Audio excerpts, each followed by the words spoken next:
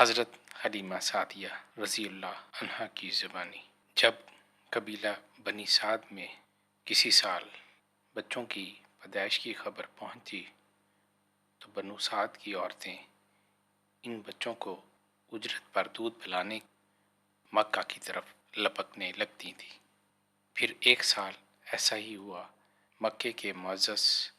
اور شریف خاندانوں میں کئی بچوں کی پیدائش کی خبر ملی تو بنو سعد کی 10 عورتیں، جن میں حلیمہ بھی تھی، مکے کی طرف چلیں اور جتنا ممکن تھا جلد سے جلد وہاں جہاں پہنچی اور گھر گھر معلوم کر کے دودھ پلانے کے لیے، جس کا مکے میں عام رواج تھا، بچے لے لیے۔ لیکن چونکہ ایک تو میرا گدھا مریل سا تھا، دوسرا میرے ساتھ میرا ایک چھوٹا لڑکا اور ایک شیرخوار بچہ بھی میرے ساتھ اس پر سوار تھے، اس لیے وہ بہت آہستہ آہستہ چل رہا تھا۔ چنانچہ جب مکہ پہنچی تو میری ساتھی عورتیں مکہ کے سارے نامولود بچے لے چکی تھیں۔ میں یہ سن کر بڑی رنجیدہ ہوئی اور ان سے پوچھا، آخر اب مکے میں شیرخوار بچہ ہے بھی یا نہیں؟ بولی، بس ایک یتیم بچہ بچا ہے، اگر تو چاہے تو اسے دودھ پلانے کے لیے لے لے۔ حضرت حلیمہ کہتی ہیں، میں نے سوچا کہ یتیم بچے کی ماں سے اس کے بچے کو دودھ پلانے کی اجرت بھلا مجھے کیا مل سکتی ہے، لیکن چونکہ اب اس ایک یتیم بچے کے علاوہ مکے میں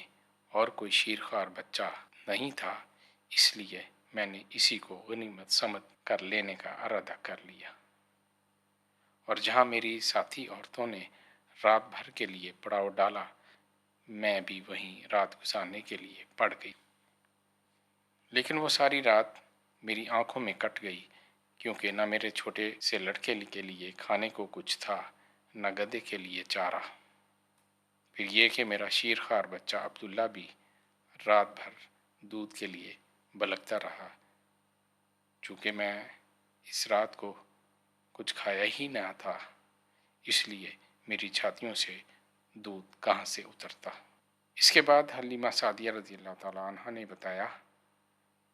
کہ خیر وہ رات تو میں نے جوں توں جاگ کر کاٹی اور صبح کو اٹھ کر مجبوراً وہی یتیم بچہ لینے چل دی، کیونکہ اس کے سوا کوئی چارہ نہ تھا، اور یہ بھی خیال تھا اس بچے کی ماں سے اتنا تو پیشگی مل ہی جائے گا جس سے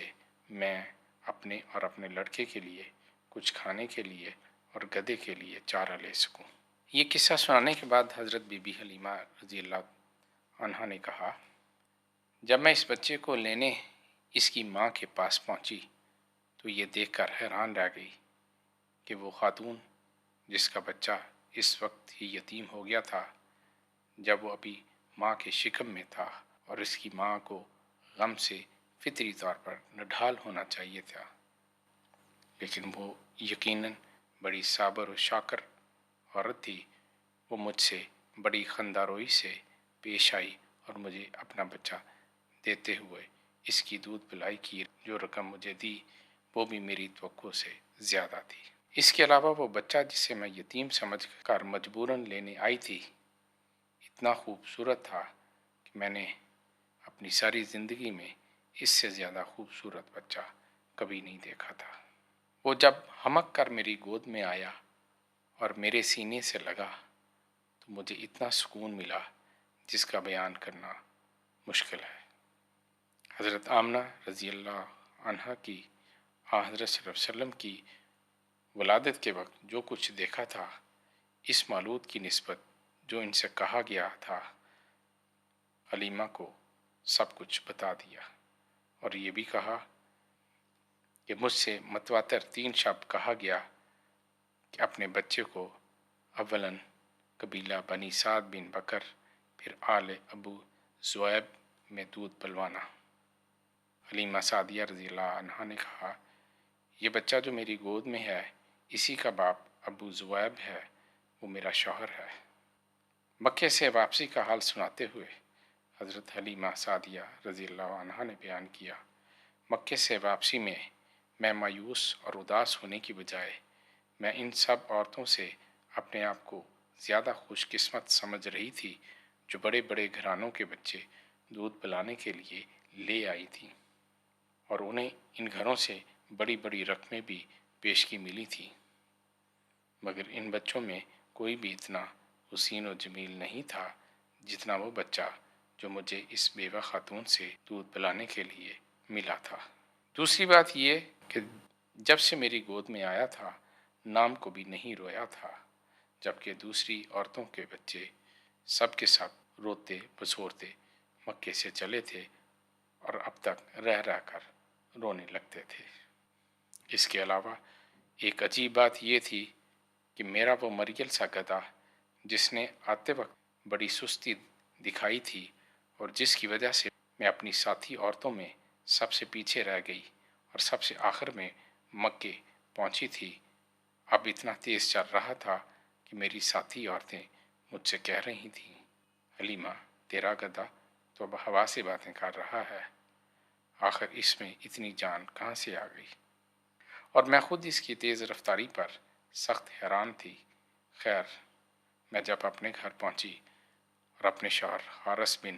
عبد العزیٰ کو سارا قصہ سنایا تو وہ غم کا اظہار کرنے کی بجائے اتنا خوش ہوا کہ میں بیان نہیں کر سکتی۔ وہ اس بچے کو دیکھ کر بولا، ارے یہ تو کوئی شہزادہ معلوم ہوتا ہے، تو یہ پری زادہ کہاں سے لے آئی؟ یہ تو ان غلمانوں سے بھی یقیناً زیادہ خوبصورت ہے جن کا ذکر نصرانی کیا کرتے ہیں کہ وہ جنت میں ہوں گے، اور ان کی متانت اور سنجیدگی تو دیکھو، جب سے آیا ہے بس آنکھیں کھولے خاموشی سے آسمان کی طرف تکے جا رہا ہے، مجھے تو یہ کوئی فرشتہ معلوم ہوتا ہے۔ میں نے جب حارث کو اس بچے کا نام اور اس خاندان کے بارے میں بتایا تو وہ بولا، وہ خاندان قریش میں سب سے زیادہ شریف اور معزز خاندان۔ افسوس ہے اس بچے کا باپ عبداللہ بن عبد المطلب وطن سے دور عین جوانی میں فوت ہو گیا، لیکن مجھے یقین ہے کہ اس کا یہ بیٹا جس کی ولادت وہ اپنی آنکھوں سے نہ دیکھ سکا، بڑا ہو کر بڑا ہی خوش نصیب اور صاحب اقبال ہوگا، جس کے آثار ابھی سے اس بچے کے چہرے سے ظاہر ہیں۔ آن حضرت صلی اللہ علیہ وسلم کے شیر خارگی کے زمانے میں بہت سی اور باتوں کے علاوہ جو ان کے گھر میں آپ صلی اللہ علیہ وسلم کے قدوم میں میمنت لزوم کی برکت سے ظہور میں آئی، ان میں ایک بات یہ تھی کہ ان کی چھاتیوں میں اتنا دودھ اتر آیا تھا جس کا اس سے قبل انہوں نے تصور بھی نہیں کیا تھا۔ لیکن اس زمانے میں بھی آپ صلی اللہ علیہ وسلم کی منصف مزاجی اور عدل پسندی کا یہ عالم تھا کہ آپ صلی اللہ علیہ وسلم ان کی دائیں طرف کا دودھ پی کر بائیں طرف کا دودھ اپنے رضائی بھائی کے لیے چھوڑ دیتے۔ اس کے علاوہ جب وہ آپ صلی اللہ علیہ وسلم کو دودھ پلاتی رہیں، ان کا کوئی بستر یا کوئی دوسرا کپڑا آپ صلی اللہ علیہ وسلم کے بولو برات سے خراب ہونا تو کیا ان کا کوئی نشان تک ان پر نہیں آیا۔ اپنے گھر میں حضرت صلی اللہ علیہ وسلم کے داخل ہوتے ہی جو خیر و برکت کا نزول ہوا، اس کے حال سناتے ہوئے جناب حضرت حلیمہ سعدیہ رضی اللہ عنہا نے بتایا کہ ان کی بکریوں کے دودھ میں بہت زیادہ اضافہ ہو گیا، اور آپ صلی اللہ علیہ وسلم جیسے ہی ان کے گھر پہنچے انہی بکریوں نے اتنا دودھ دینا شروع کر دیا جو کسی معجزے سے کم نہیں تھا، جسے دیکھ کر ان کے قبیلے کی دوسری عورتیں بھی اپنی اپنی بکریاں ان کی بکریوں کے ساتھ چرنے بار بھیجنے لگیں تو ان کی بکریاں بھی پہلے سے کہیں زیادہ دودھ دینے لگیں۔ حلیمہ سعدیہ رضی اللہ عنہا نے آخر میں بیان کیا، جب 2 سال گزرنے پر میں نے حضرت آمنہ بنت وہب رضی اللہ عنہا کہ اس بچے کو اس کا دودھ چڑھانے کے بعد اس کی ماں کے پاس چھوڑنے آئی تو اس کی جدائی کے غم کی وجہ سے میری آنکھوں سے بے تحاشا آنسو بہہ رہے تھے۔ یہ دیکھ کر وہ بولی، کیا تم اسے اپنے پاس کچھ اور رکھنا چاہتی ہو؟ ان کی زبان سے یہ سن کر میں خوشی سے بے حال ہو کر بولی، اگر آپ چند مہینے اسے میرے پاس اور رہنے دیں تو آپ کی بڑی مہربانی ہوگی۔ حلیمہ سعدیہ رضی اللہ عنہا نے بتایا، میری اس درخواست پر حضرت آمنہ بنت وہب رضی اللہ عنہا نے مجھے خوشی سے اس کی اجازت دے دی۔ یوں تو اس سے پہلے ہی اس بچے کے دم قدم کی خیر و برکت سے میرے گھر کو 4 چاند لگ گئے تھے، لیکن اگلے 2-4 ماہ میں اس پر ایسا خیر و برکت کا نزول ہوا کہ وہ میرے سارے قبیلے کے لیے قابل رشک بن گیا۔ محمد بن عمر کہتے ہیں، بعض لوگوں نے بیان کیا کہ جب رسول اللہ صلی اللہ علیہ وسلم کو حلیمہ سعدیہ رضی اللہ عنہا اپنے گھر لے چلی تو حضرت آمنہ بنت وہب رضی اللہ نے فرمایا کہ اعوذ باللہ ذی الجلال من شر مر علی الجبال، جسم پر جو شر گزرتے ہیں، جو بدی و خرابی خستگی لاحق ہوتی ہے، جو آفات امراض، ان سب سے میں اپنے اس بچے کو خدائے ذوالجلال کی پناہ میں دیتی ہوں